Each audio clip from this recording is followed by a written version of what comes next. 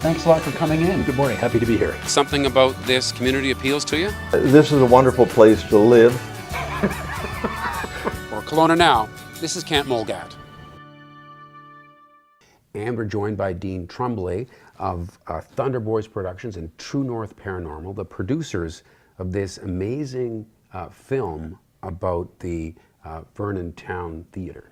No, that's right. It's one of the projects that we started. It was a pilot for the TV show that we had envisioned in our head, and we just released it on the 21st of August to a sold-out theater, and it was incredible. Well, what a great place to view a spooky story about a possibly haunted theater than in that very theater.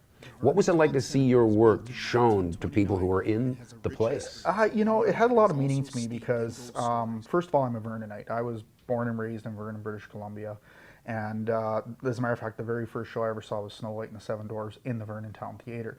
So to return back as a 50-year-old man and still an Okanagan-based company to air True North Paranormal and be a show on the Town Theater, in the Town Theater, and dealing with a spooky subject, it was almost a surreal event for sure. Right. So this was a one-night only event when you had it, right? But it's sold out?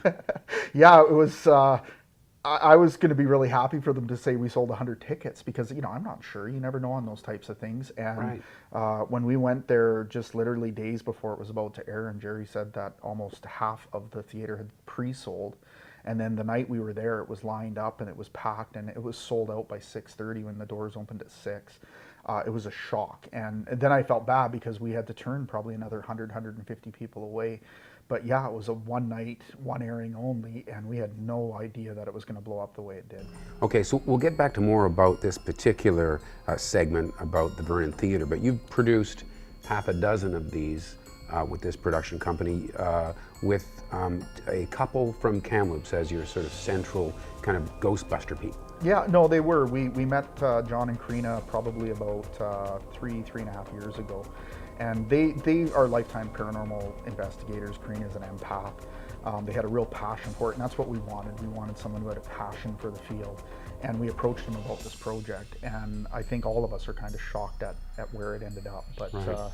It's kind of cool because we're an Okanagan production company, and everybody on set, whether behind cameras, in front of cameras, editing, is all Okanagan people. So. Okay, so you'll bring this couple with their expertise into a place where there is some sort of notorious haunting. Yep. And what do they do, and what's to see? Well, it starts actually before the on-camera. They do background research on it. John does. He's a paranormal investigator, whereas Karina's an empath. So she's kind of kept in the dark because she does what we call a cold read. So she comes in on not where the location is, not understanding any of the history, and she's just thrown right in there to get a good read on the building as to, you know, presence and, you know, feelings and things like that. But John starts ahead of time. He does background research on it, you know, the history of the building, you know, is there any tragedies that happen, any deaths that happen, like those types of things.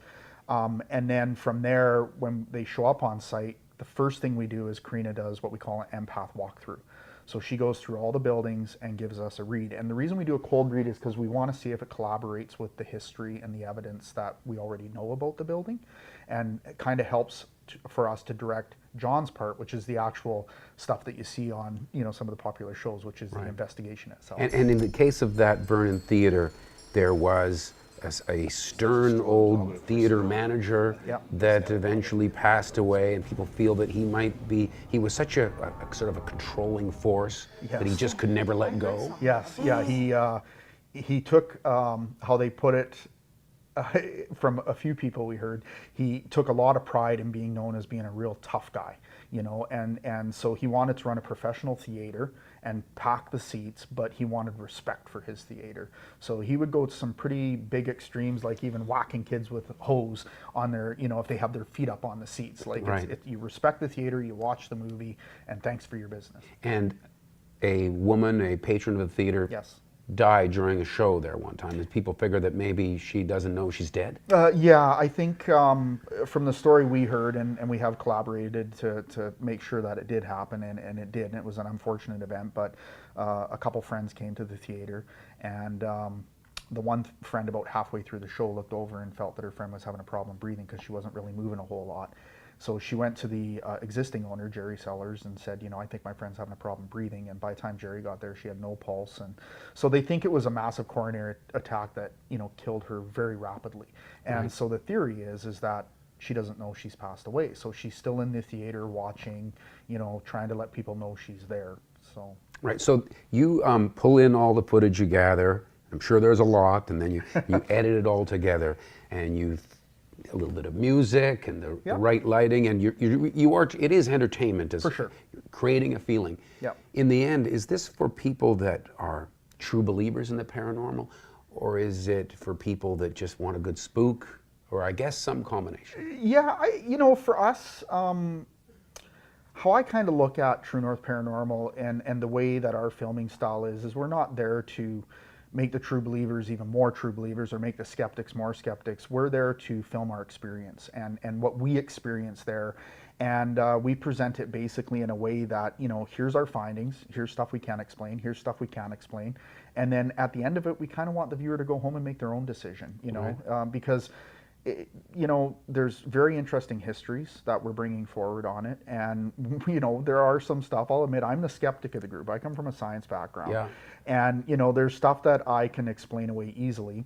But within my realm of knowledge, there's stuff that I haven't been able to. Have there been moments where the hair has stood up on the back of your neck? Now you're going to make me say it. But yes, I've had moments that definitely have made the hair stand on the back of my neck, because deep down inside, I want to go to a place of logic, and I'm like, it's just heating pipes, or it's someone, saying this or this and that. But, deep down inside, there is those things where, and I'm not saying I have the end all of all knowledge, but I can't explain it, right? So somebody else might be able to, and that's fine. But for me, it doesn't take away from my experience. And you were saying, and spoiler alert here, in the production of this Vernon Theater chapter, that you're recording it, and then suddenly there is nobody upstairs, but yet there was footsteps. Want to be there?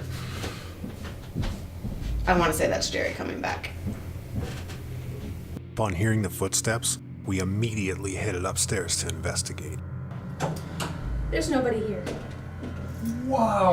That's insane. Wow! One of the things we do is we try to stick to as much study methodology principle as we can. So the first thing we do is we lock down a place. So we know exactly who's in the building and who isn't.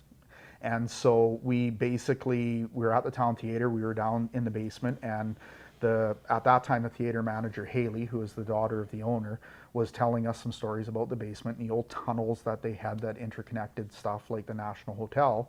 And all of a sudden, right above our heads, like literally right above our heads, you hear pum, pum, pum. And it was clearly a footprint pattern, right? It wasn't, creaking boards or nothing. And in the episode, you'll hear it. So we immediately run upstairs, because the first thing we're thinking is someone's broke into the theater, because we know it's locked up. And we got up there and there's no one there. And then like a half hour later, the only person with the key besides Haley was Jerry. He showed up and he was at the bank.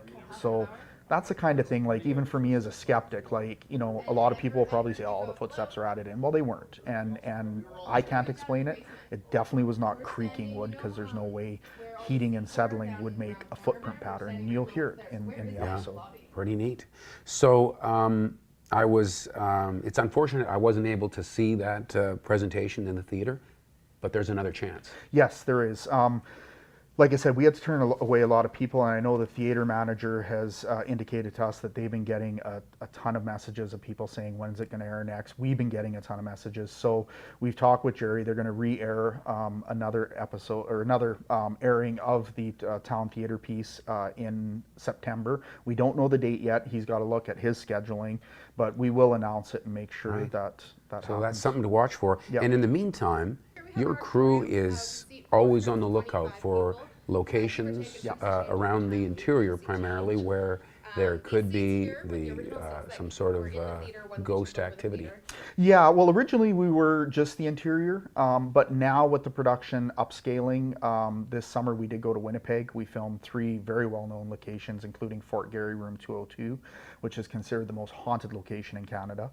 And we're planning an Alberta one, but some of the stuff that might be of interest is we're talks right now with the Quesnel Museum. They have what's called Mandy the Doll, which is supposed to be one of the most haunted dolls in the world. It has a huge history to it that goes back to the late 1800s.